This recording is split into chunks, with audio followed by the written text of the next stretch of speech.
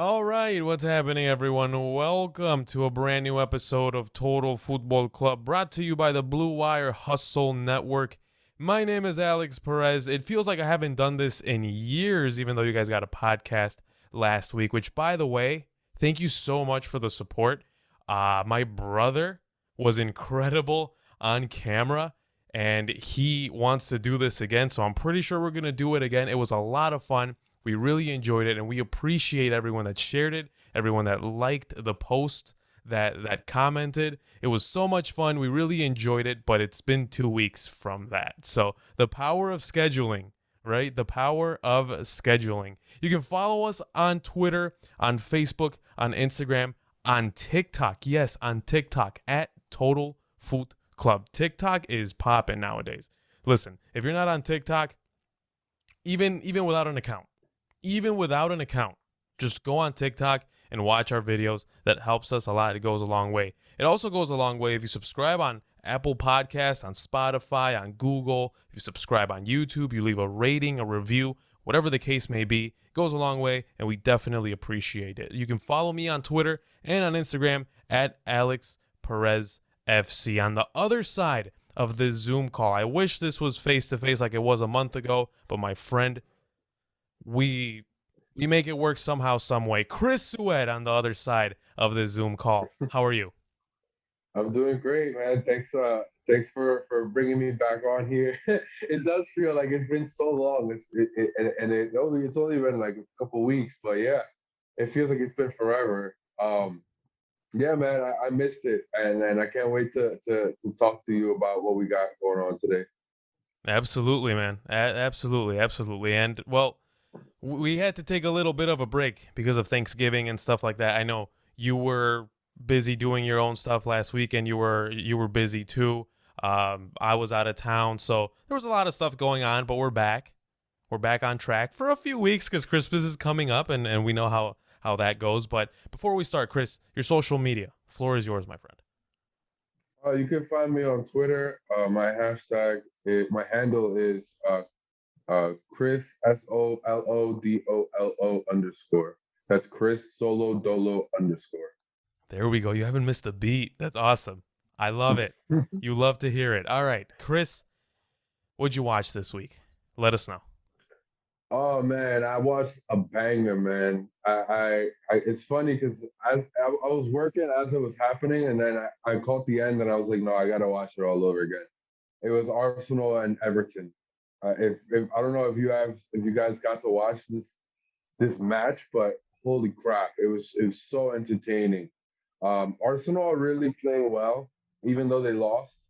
I think Arteta's really got them moving forward where they have a decent chance of winning most games that they play, and that's a really big difference from the Arsenal that started the year and the Arsenal we've come to know the last couple of years. But um, I think once they took out Kieran Tierney, that they really started to get too open on the defensive side, and that's when that game really started getting wide open. But it was a really entertaining game. Everton needed the result badly. Rafa Benitez is a result or two away from getting the boot, so it's really important. Every match that they play right now is really important. Their director of football just walked out. It's just quit.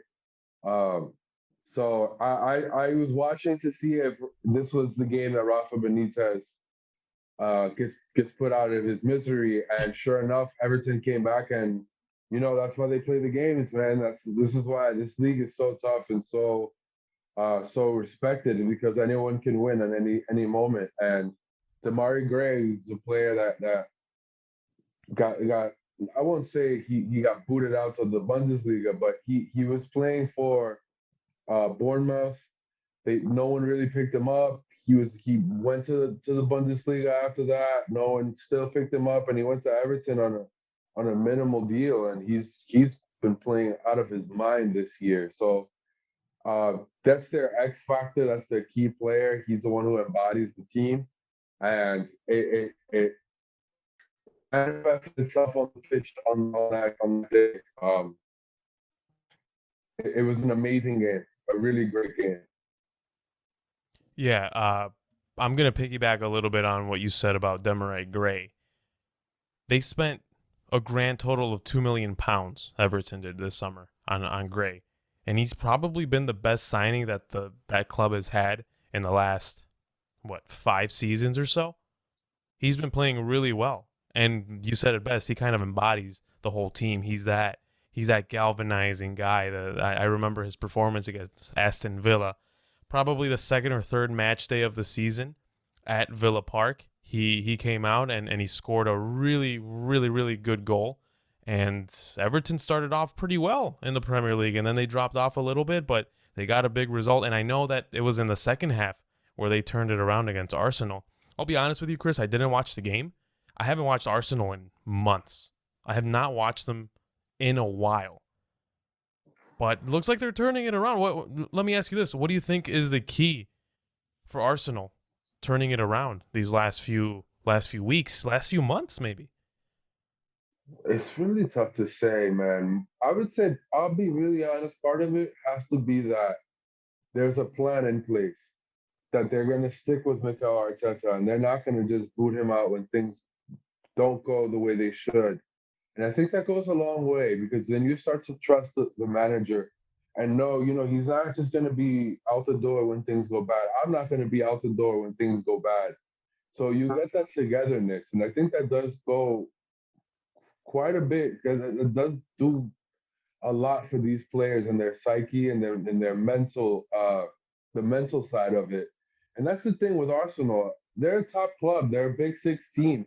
So that means that they attract the premier talent. These guys, while they're not of of the ilk of the Manchester Cities and the Chelsea and the Bayern and Barcelona, Arsenal can still bring in really top quality guys. So the thing that was missing with them since Wenger's last couple years was that mentality.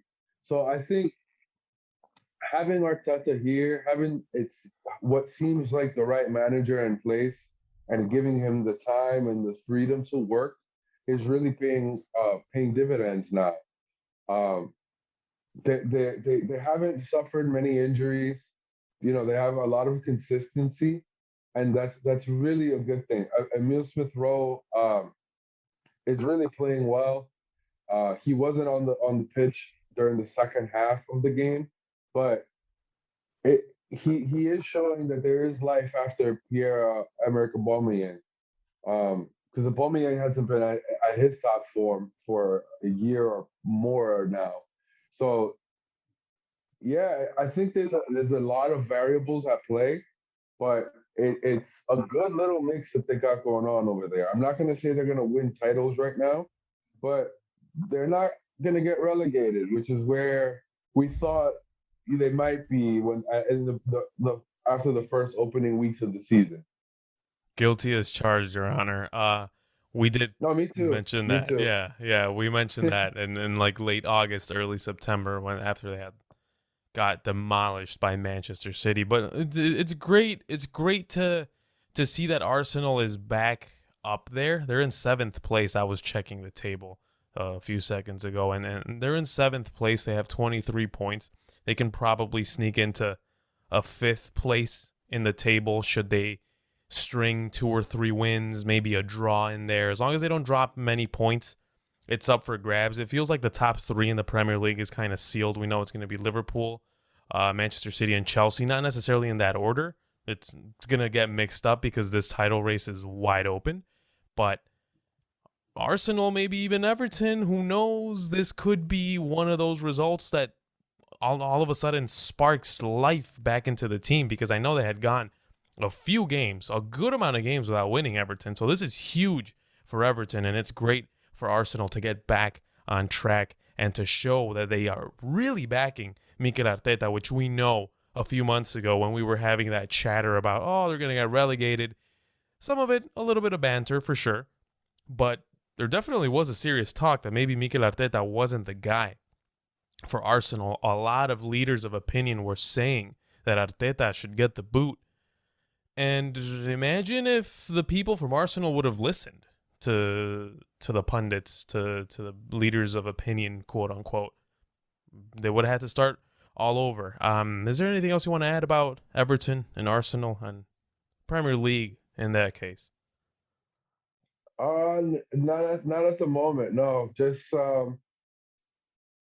it coincides with how what we were talking about with West Ham and David Moyes last week. Mm-hmm. It's just some of these managers, if you give them time, they'll come good, and they you need a decent project. You need upstairs to back them. But these guys, sometimes we write them off so fast. It's a harsh business, and it's hard not to be reactionary. All you got is wins, losses, and draws. But um, yeah, sometimes we got to give these guys some patience. They deserve it. Absolutely. This is the ultimate result-based job. All right, let's talk about Der Klassiker because that's what I watched. One of two things that I watched this weekend are two main things. Der Klassiker, the German, the biggest rivalry in Germany, maybe after Schalke and Dortmund. I think that's very fair to say. And the biggest conclusion that I got from this game is that there are three things that are certain in life: death, taxes, and Bayern beating Dortmund. Those are the three certainties in life.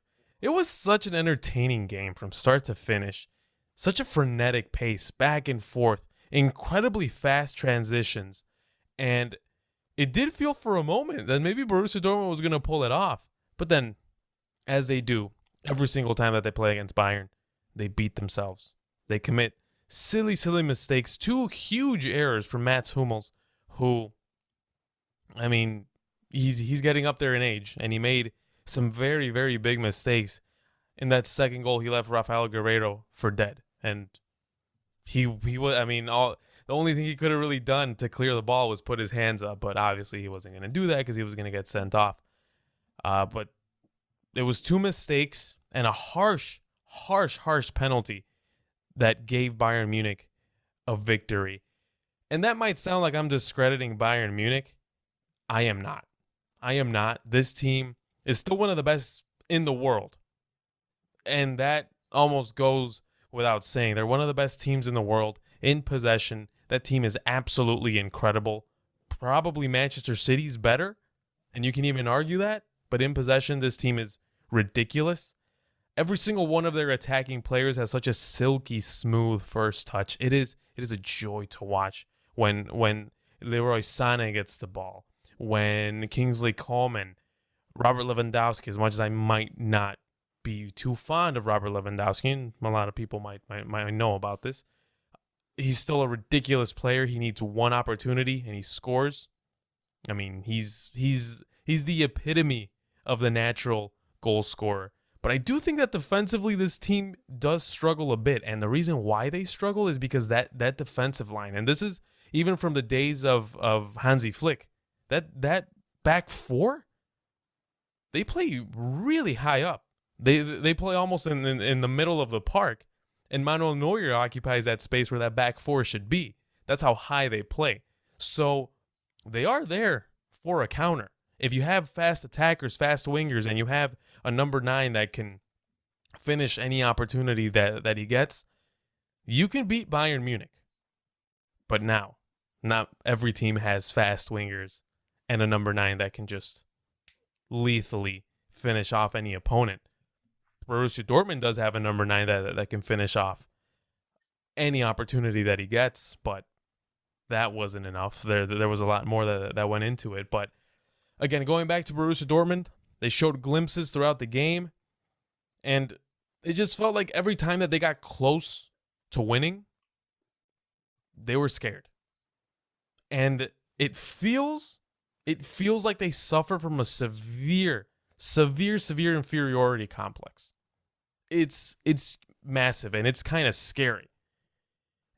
And I see guys like Erling Haaland, a world-class number 9. Maybe we're looking at one of the best number 9s of all time in 10, 15 years. And I personally think that Erling Haaland is being held back by Borussia Dortmund. He's being held back because now he's going to play in the Europa League, because he's never beat Bayern Munich in a Bundesliga game, because he's probably not going to win the Bundesliga title. It's probably locked up and sealed by Bayern, especially after this win. But it just feels like Erling Haaland is being held back because Borussia Dortmund isn't necessarily a winning team. They build players, and I'm sure Erling Haaland appreciates that. But Erling Haaland wants to win. And I don't think he's going to do much winning at Borussia Dortmund. Granted, this might be his last season, but he's being held back. What do you think about that? I think it's really fair to say that's a really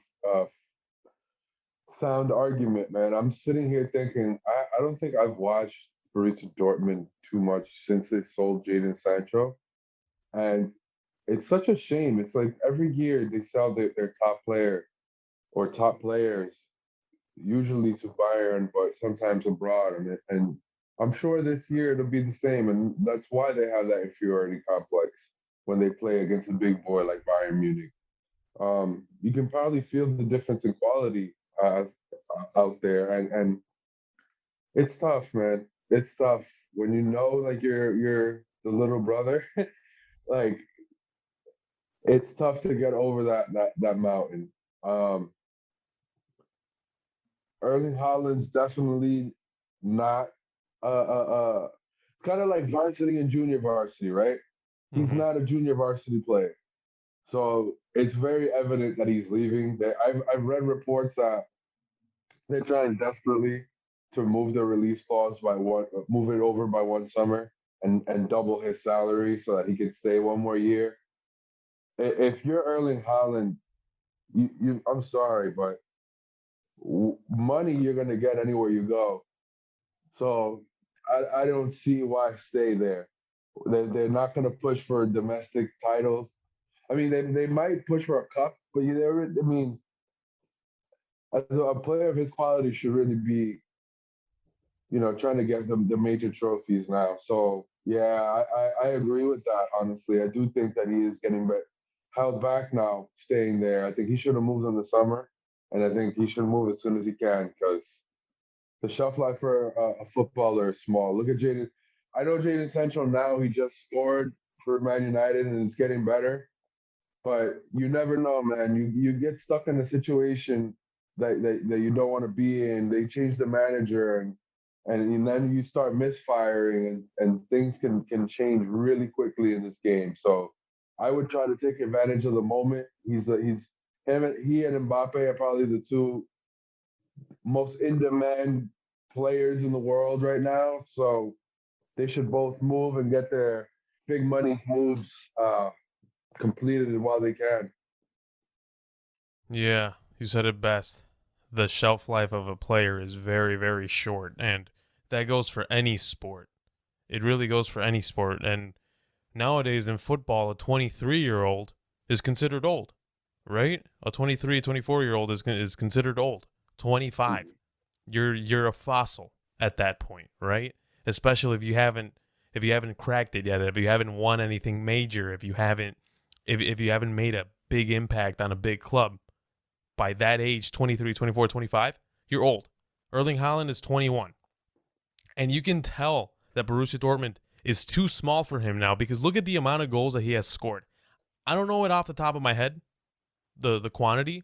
All I know is that this season he has more goals than he has games played. And he was supposed to be out for the rest of the calendar year with an injury. He came back. He scored against Bayern Munich, a banger. And he scored it on it with his weak foot too. I think that should be mentioned. He scored it with his weak foot. He's quality, and it just feels like Borussia Dortmund is too small of a club for Erling Haaland. Also, one more thing that I watched, and I'm still watching what I watched this weekend, and what I'm watching this week. Ted Lasso. Shout out to Chris. Shout out to you, my friend, for for putting me on and for giving me the the login stuff. I've listen, Chris, listen. I, like every Mexican, was late to the party. We're always late to parties, right?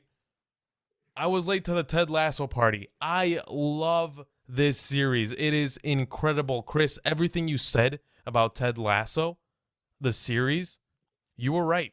And I appreciate you putting me on. And I was putting it to the side a little bit. You know why? Because I knew I was going to get hooked. And I don't like getting hooked on TV shows. I don't like getting hooked on TV shows. I'm not much of a TV guy. I watch TV for games and for sports.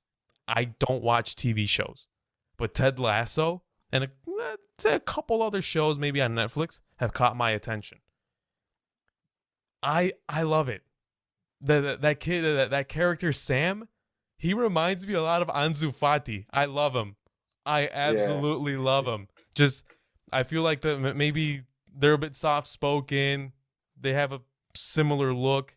It's awesome. I love it. Ted Lasso also referenced the Allen Iverson practice speech. I mean, what a gem. What a gem that is. Chris, again, I thanked you before, and now I'm thanking you here in front of our audience because this is incredible. I'm on season 1 still. I have a couple more episodes to go, but I'll be watching season 2. It's beautiful. I love it. Season 3, I don't know if they're gonna make it. I don't know if They season are. 2. Oh, they are. Mm-hmm. Thank God. Thank God. Wow, this is incredible. Anything you want to add about Ted Lasso? No, man. It's exactly what you said.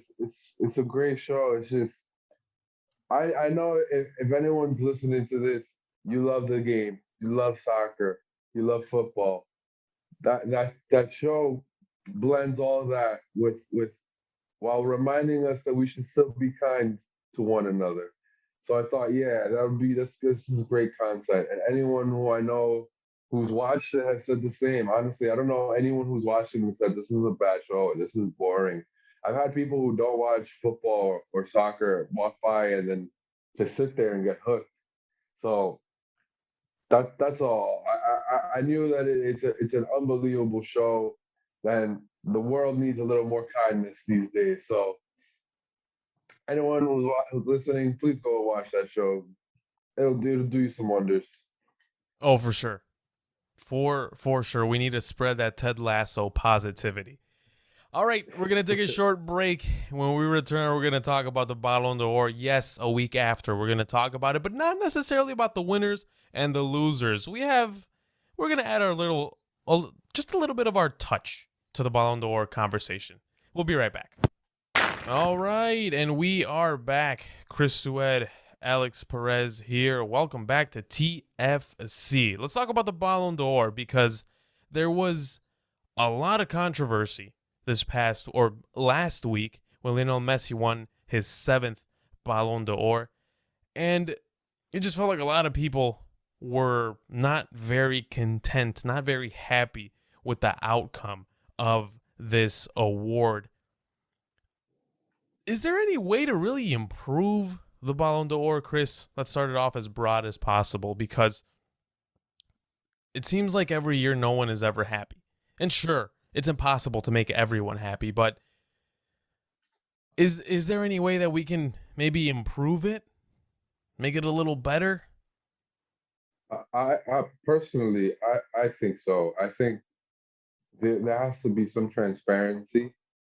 Um, and I know that's a little tough. You look at other leagues, like for example, the NBA or the MLB. What constitutes, the equivalent to Ballon d'Or would be the MVP, right? Of course. So what constitutes the MVP? I guess that changes depending on who you ask, right? Is it who was the best player on the best team? Is it who was the most valuable player? Is it who was the best player? There's a lot of, I guess that question really gets really foggy, and that's why we see all the disparity depending regarding who we think should win, who makes up the top five. So I think there really needs to be some transparency there, um, by FIFA and UEFA or France Football, whoever is the people who are administrating this award. there's got to be certain criteria set as to what we're looking for, what we're grading, because until that's established, I think it's very open. And my opinion on the award itself is that it's really become kind of like a popularity contest, Mm-hmm. and it's it's amazing to see what has happened to this award. You know, it really used to be the pinnacle of the sport, and now it's it's almost a lot. It's almost a laughing stock, and it sucks to say that because Leo Messi doesn't deserve that. This we're talking about most likely the greatest player of all time, and I'm only saying most likely because I'm not trying to start a firestorm here, but realistically, like, come on, he's top three to everyone who's ever had eyes. He's an unbelievable player. He doesn't need this dirt on his name where we're saying that he doesn't deserve this. He deserves everything, all the awards that he gets, right? But this particular award, if you look at who had the best stats, he didn't have them. If you look at who was the best player on the best team, it wasn't him. If you look at who had the best stats, it wasn't him. So no matter which way you slice it, I mean, yes, he's the best player, and I think that that's something that was brought to me on the day after the Ballon d'Or ceremony. There's a quote. It's years old. It's not from right now. It's by Pep Guardiola, and he said, "If you give the award to Messi, the Ballon d'Or to Messi every year nobody would have a problem with it. This year, everybody had a problem with it, and I think that just goes to show. Look, he's the best player, right?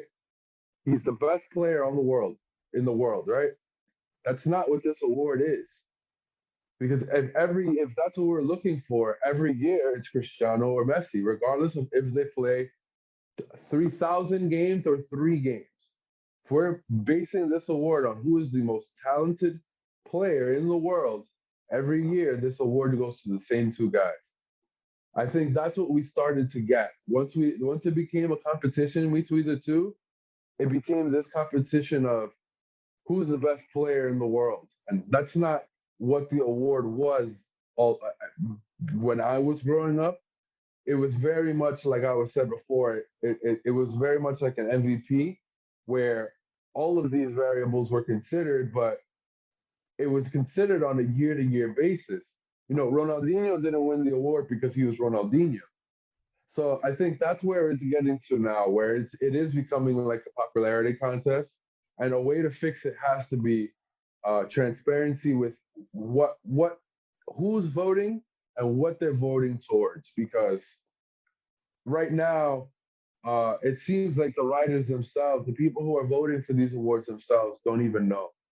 So yeah, it's got to start there. It's got to start with with France football itself, reforming and being transparent as to what the criteria is for this award.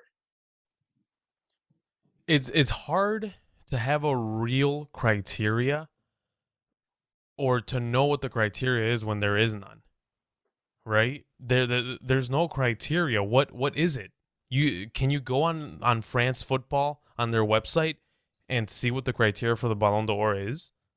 And if there is a criteria, is it clear? Is it specific? Is it something that we can take and generate a winner?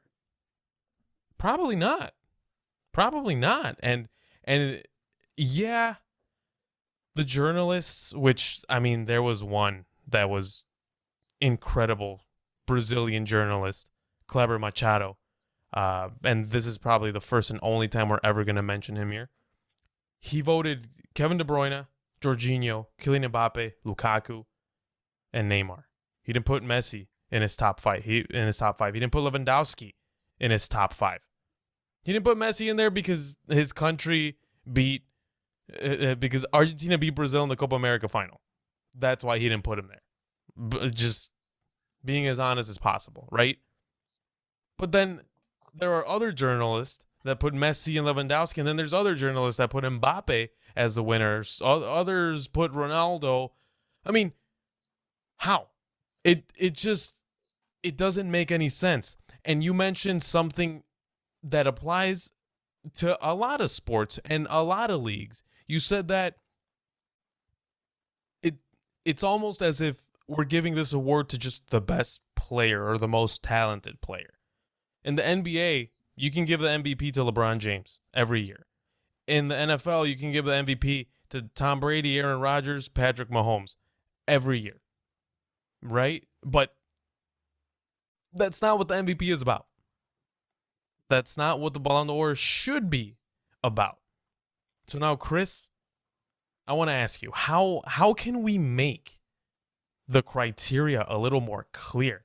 I think I have some clarity here. I have 3 points that I want to touch on just to make the Ballon d'Or better, to improve it. But there is one spot in this, and it's actually my third point. But first, I want you to answer. Then I'll give you my improvements to the Ballon d'Or. There's this right here where you can definitely improve the criteria, and it's actually not that complicated. But Chris, how can you, or how would you improve the criteria? How would you make it a little more clear? I think just setting, I don't know if it's goals or targets or setting guidelines for what you're voting for. You know what I mean? Or Mm-hmm. what your voting counts for. Like if somebody has Ronaldo number one, you have to explain why. Is it because he had the most? You have to have I guess you got to give the reasons as to why you're making these picks, or some kind of logic or context to it. So, I honestly I don't know anything off the top of my head regarding you know maybe can it be can it be goals? Can it be important? I mean, there's so many analytics now, so that they measure all of these things like important goals or chances created. So there's got to have, if it's going to be mathematics, show the mathematics. If it's gonna be, hey everyone, this is just how do you feel in your heart, then say so.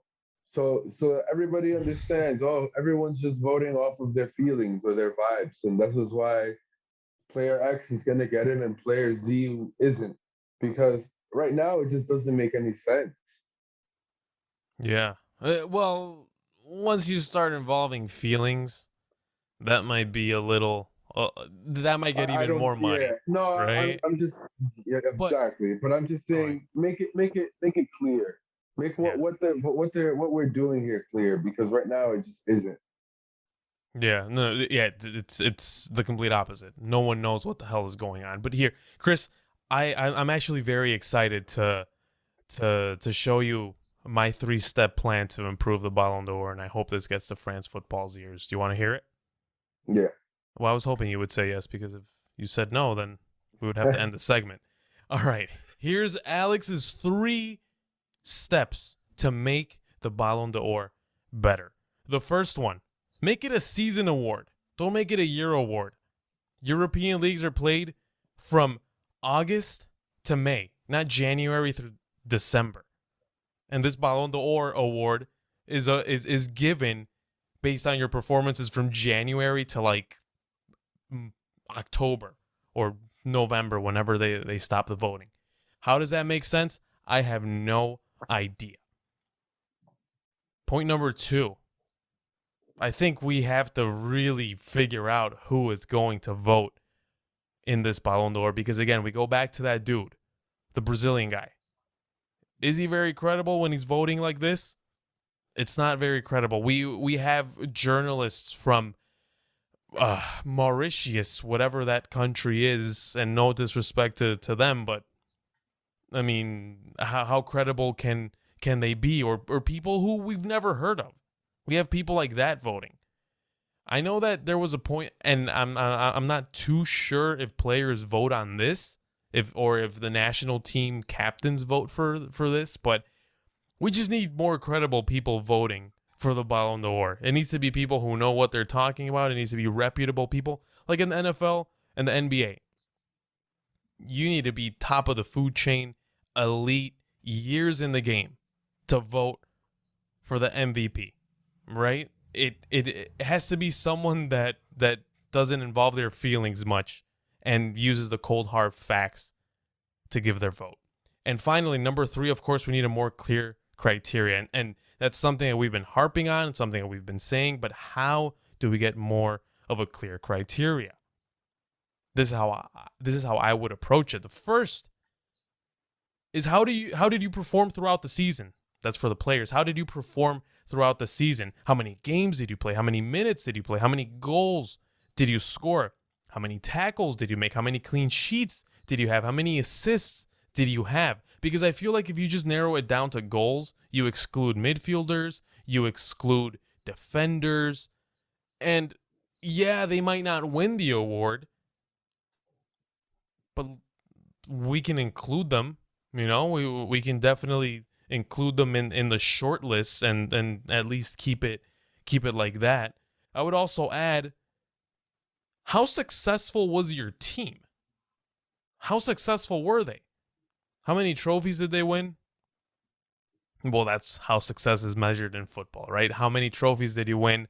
That's kind of what it comes down to. How successful were you with your nation? Right? How successful were you in a Euro, in a Copa America, in a World Cup? How successful were you in the summer? And of course, I feel like this is the most important thing. How impactful were you? Were you the guy scoring all the winners and playing all 90 minutes and stuff like that? I think that makes it a little more clear. Kind of like funnels everything, and if you put it through that little machine, through that process, you kind of come out with a Ballon d'Or winner. What do you think? Yeah, I think there's a lot of good things to work with there. I really like the idea of making it a seasonal award. I think the reason why they don't want to do that is because they don't want to gear it just towards clubs and take out the international, because that's usually in the winter and in the summer. So it's, but I agree with you. Why not just have it in the middle of the summer then, or have it in the after the summer tournament? Have it in August. Yeah. You know what I mean? Like, this doesn't hurt anybody. Like, so I actually really like that idea. Um, the other thing that I was thinking was that you did touch upon is really hammering down on who votes for this, right? Who we don't know who votes for this. Like you said, we don't know most of these journalists. I don't know if they're esteemed journalists. I don't know if, like, if I make a oh, if I write for a website, totalfootball.com, tomorrow, and write an article, am I allowed to vote on this? Like, who gets the right to vote and why? We don't know that either. So yeah, I really think hammering down on that and making it, like you said, the elite of the elite, maybe even giving the players and the coaches from the top leagues, or giving them a vote as well, since they've been voting for their peers. I think that those votes go a long way. Um, I think a lot of it makes sense, and I hope they can do it, because if not, you're gonna get really start seeing another award like the FIFA awards, another something else really start taking over regarding the prestigeness of this award, and it sucks, man. It really does, because it's a beautiful trophy. It has it had a lot of history, so it really would suck to for something to have to change. For that focus to have to change now. But let me actually read you this quote. I actually was reading this, and I thought to myself, this sounds like the Balloon d'Or, but it's not. So let me read the quote. Like, I think we should stop. I'm going to change one word of the entire quote, and then I'm going to tell you who said it and what they were referring to. But it's exactly what I was thinking about when I was thinking about the Balloon d'Or, because it has really been a frustrating topic the last week or so. But let me go off with the quote. Mm-hmm. I think we should stop allowing ourselves to be shocked every year by the disconnect between impactful art and these awards, and just accept that what was once the highest form of recognition may longer matter to the artists that exist now and the ones who may come after. That was Drake talking about the Grammys. What? Now, Okay. yeah, that was Drake talking about the Grammys, and I thought to myself, it's a perfect parallel. The Grammys used to be this amazing award that everybody used to run to, and it was the pinnacle of hip hop, or the pinnacle of pop, the pinnacle of all music. Everybody used to. It was the biggest award show every year. Everybody you couldn't miss it. And now they give the Grammys to the most recognizable song, the most popular song, not the best songs, not the best album, not the best artist. And it goes hand in hand with what I feel like the Ballon d'Or is becoming now, where a lot of people who now used to look forward to this award and this ceremony no longer do. And it sucks for, that's what I was trying to say. It sucks for people like Leo Messi, because now what does the seven Ballon d'Or mean? What does that award mean if two of them weren't really, you can say, weren't exactly validated, not earned, because he definitely earned them, but if the award itself isn't as prestigious anymore, what does seven Ballon d'Or mean? And that's not okay. He doesn't deserve that. He is the greatest player we've ever seen. He's, if not, he's the top three player we've ever seen, and he deserves that recognition. So it's really, I hope Drake was saying that so that they can make another ceremony and eventually displace the Grammys. I Hmm. hope that that's not the solution with the Ballon d'Or, that we don't have a FIFA award, an SB, something that just takes over, because the Ballon d'Or does have the prestige and the recognition of centuries now, that where everybody used to go, everybody flocks to France and goes to this gala, this spectacle. So please take it seriously. We do. We did until very recently. And to hear somebody say the Ballon d'Or, sorry, I can't take it serious. I don't know how you can. To hear that, that's not all right. And that's I'm paraphrasing that from Ian Dark, who is an unbelievable personality in this game. I Hmm. can't stress enough. This is not acceptable, and it's not okay. They really have to fix this award, because the players are suffering. No matter who, you can sit here and say Robert Lewandowski, did he deserve a Ballon d'Or in his career? Of course he did. It's a travesty. He's not going to get one, right? He's probably not going to have a year like he had last year. And if he didn't win it last year, he's not going to win it. Leo Messi, does he deserve at the end of his career for people to say, "Well, it's the Ballon d'Or. It's a popularity contest." No, he's not better than so and so. No, he doesn't deserve that. So where I'm sitting now, I hope to God they can fix it. I hope they your points that you made were as logical and as sound as I've heard in years. So I hope if we can figure out from where we're sitting, I hope that the people that get paid millions of dollars for these duties, that they can figure it out, man. Because it's a shame. That is some of the best work you have ever done on this show, Chris. That was incredible. That was incredible. I have goosebumps from hearing you make your points, and that was absolutely incredible. And I think every football fan, including me, of course, because I'm listening to you, I think I think we all agree. It's hard to disagree. It's hard to disagree, and it sucks that this award has become a popularity contest more than a, a ceremony to recognize greatness in a season or in a year, whatever the case may be. It should be a season, not a year. But man, you talk about the Grammys, you talk about the Ballon d'Or, hell, I'll even talk about the Oscars. Probably the first and only time I'll ever talk about that shit on my show. But it's all the same thing nowadays.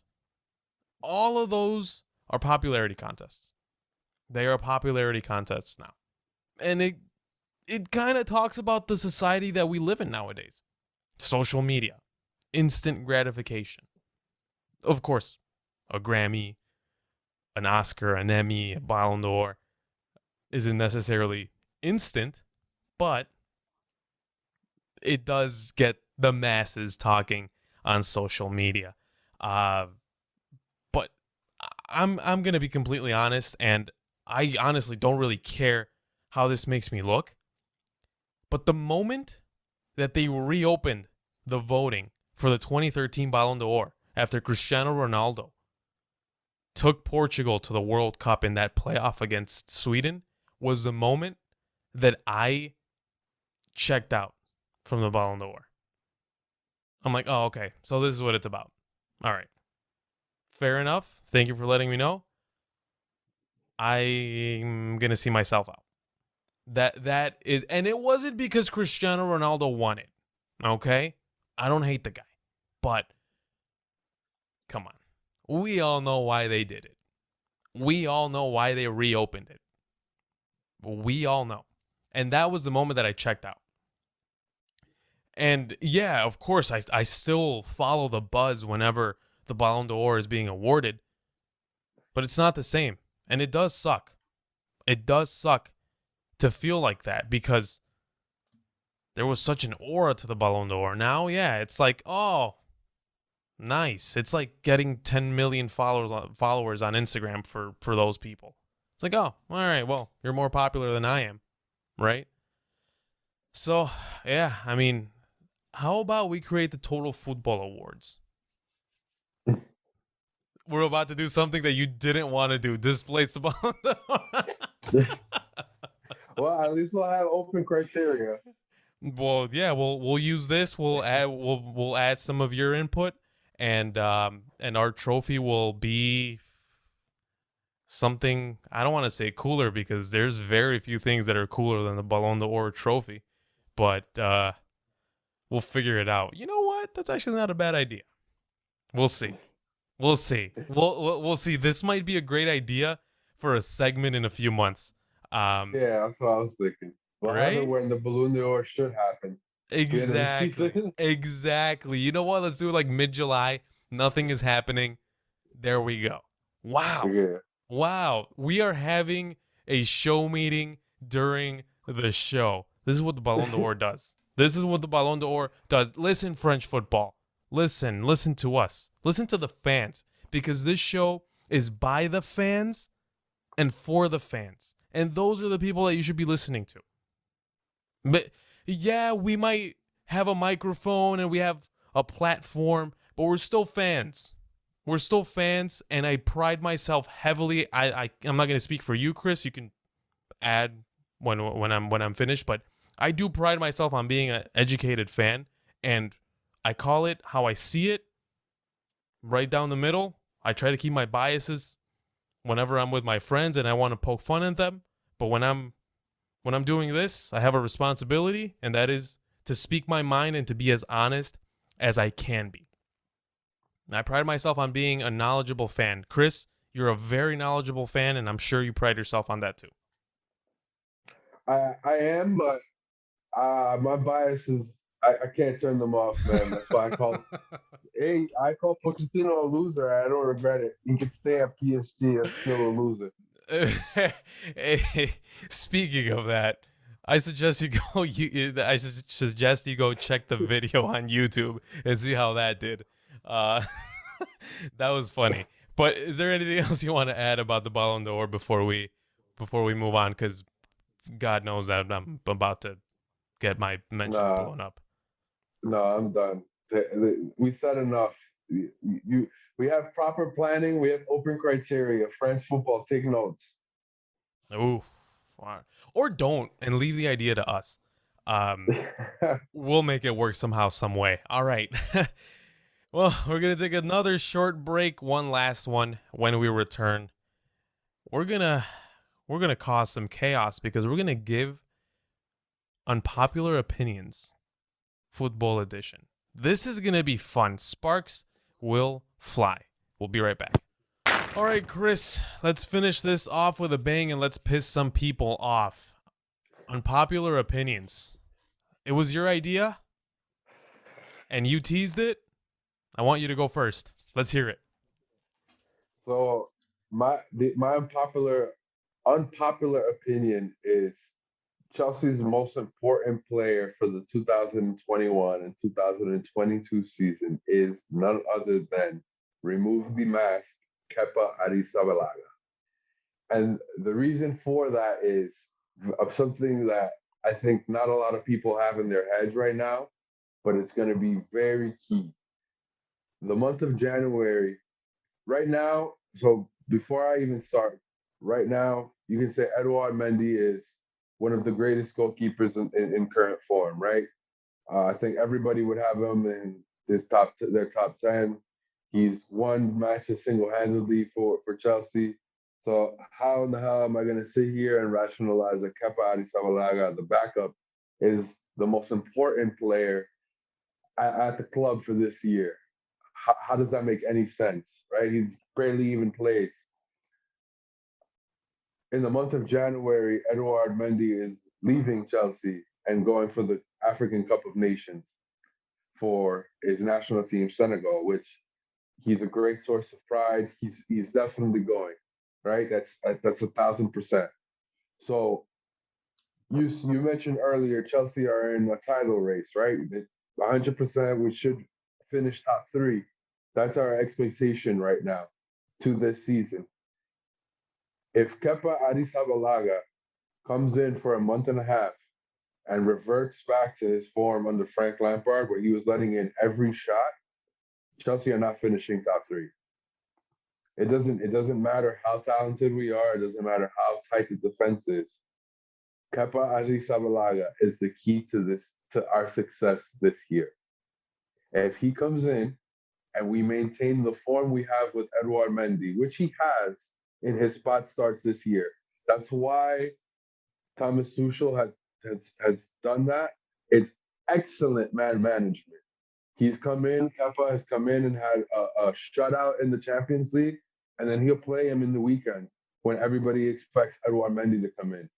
And he'll have another shutout. And then right after the game, he goes, no controversy. Edouard Mendy is my number one, and he'll be out there in 2 days.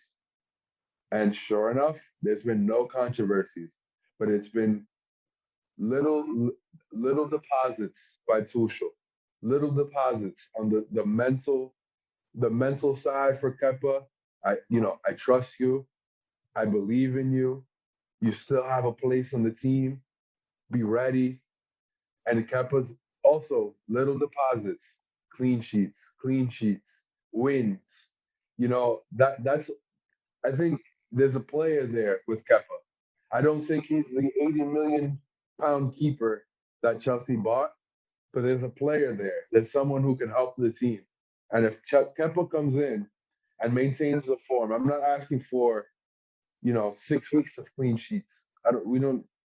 We can win without a clean sheet, but maintain the form that we have. Don't let in every goal. Get a couple of wins under our belts and maintain the momentum. We finish where we should. Whether that's 3, 2, or 1, we'll finish where we should. But if Kepa comes in and he reverts back to form, we're done. Being ready is such an important thing, right? Especially for a player who isn't a starter, and especially for a goalkeeper because it's tricky. It's very tricky for goalkeepers. It's only one goalkeeper that plays at a time, right? And if the goalkeeper isn't ready, the team's gonna feel it. Remember, when was it? It was at the beginning of the title season for Liverpool when Alisson got hurt and Adrian was the starting goalkeeper. He was playing okay, but then he came back to play. He played against Atletico Madrid in that round of 16 tie in the Champions League, and he costed them the game. So yeah, for a goalkeeper, you have to be ready, but it's so tricky, so tricky for them to be ready and for them to even believe that they have a spot in the team when a guy like Edouard Mendy is just shutting down the shop and not giving any glimpses of hope for his backup, right? Same thing with like, like if you're the backup for a star quarterback in the NFL, you're not going to play much. You might just play like the last 2 minutes of a game just to kneel and finish it off. That's all. But for a goalkeeper, you don't even come in for that. But yeah. That month of January, and it looks like Thomas Tuchel has been preparing for January because having a goalkeeper. Listen, when you have a good goalkeeper, a great starting goalkeeper, no one talks about the position.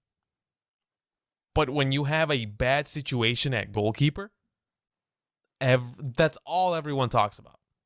That is all they talk about. So yeah, he's been preparing for January. That's what it sounds like.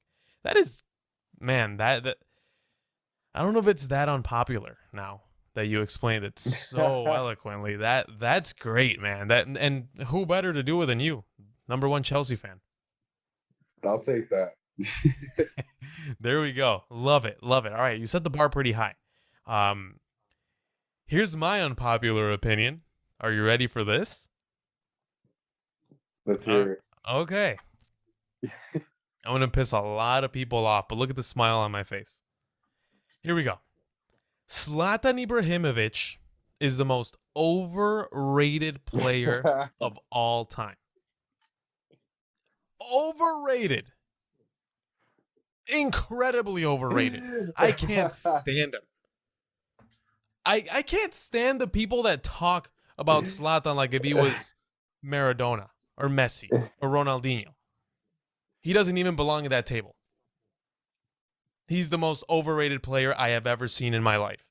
And it's not even close. It is not even close. He talks such a big game for a guy that falls short every single time. Every single time that it is asked for him to show up in a big moment, in a crucial moment, he always falls short. Always. Sweden missed the 2014 World Cup. Zlatan was at the helm. He was the captain. He was the leader. They missed out on that World Cup. 4 years later, they qualify, they eliminate Italy, and they make it all the way to the quarterfinals of the World Cup. I know that run because they beat the shit out of Mexico 3-0 in that third group stage game. You know who wasn't playing? Zlatan Ibrahimovic. They played in the Euros in 2016. Zlatan was playing. They didn't make it out of the group. I don't think it's a coincidence. Look at this. He left Inter in the 08-09 season. The following season, they win the treble. He leaves Barcelona in his last season was 08-09, 2010. Barcelona wins the Champions League the following season. It's like teams get better when he leaves. Well, yeah, no shit. When you have such an egomaniac like Zlatan Ibrahimovic, he's probably scared to show up or to try something different in those big games because he doesn't want that image of super Zlatan. I'm going to score as many goals as I can. Yeah, he wins the league in wherever he goes, or at least that's what he would do before, because at Manchester he didn't win one. Hell, in Galaxy, here in the MLS, such a small league, he never fucking won it. He didn't win it. And this to me is the epitome of Zlatan Ibrahimovic. His best goal was in a friendly. Congrats. Do it in a Champions League final. Oh, wait. You've never played one.